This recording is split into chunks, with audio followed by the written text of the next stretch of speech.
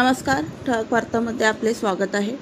बँकेने सील केलेला बंगला खरेदी करण्याच्या दृष्टीने पाहण्यासाठी गेलेल्या 2 तरुणांना बंगल्याचे मालक यांनी बेदम मारहाण केल्याप्रकरणी बदलापूर पूर्व पोलीस ठाण्यात गुन्हा दाखल करण्यात आला आहे। बदलापूर पूर्व शिरगाव भोसले नगर या ठिकाणी भागाराम भोसले यांचा बंगला असून भागाराम भोसले यांनी बंगला महिंद्रा फायनान्स कंपनीकडे तारण ठेवून कर्ज घेतले होते, परंतु वेळेत कर्ज फेडता न आल्याने फायनान्स कंपनीने बंगला सील करून विक्रीसाठी काढला आहे।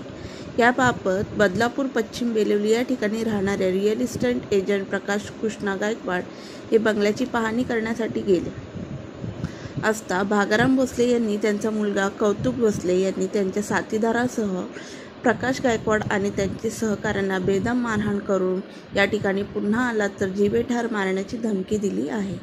याबाबत प्रकाश गायकवाड यांनी बदलापूर पूर्व पोलीस ठाण्यात तक्रार दाखल केली असता पोलिसांनी भागाराम भोसले, कौतुक भोसले यांच्यासह अन्य 2 जणांवर गुन्हा रजिस्टर क्रमांक 321/2023 नुसार भादवी कलम 324, 323, 504, 506, 34 प्रमाणे गुन्हा दाखल केला असून पुढील तपास बदलापूर पूर्व पोलीस करत आहेत।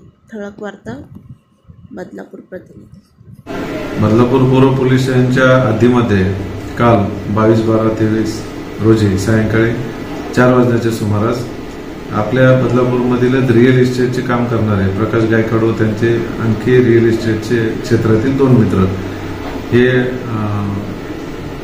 शिरगाव परिसरातील एक बंगला, जो बंगला बँकेने कोटक महिंद्रा बँकेने सील केलेला आहे आणि कोटक महिंद्रा बँकेने हे जे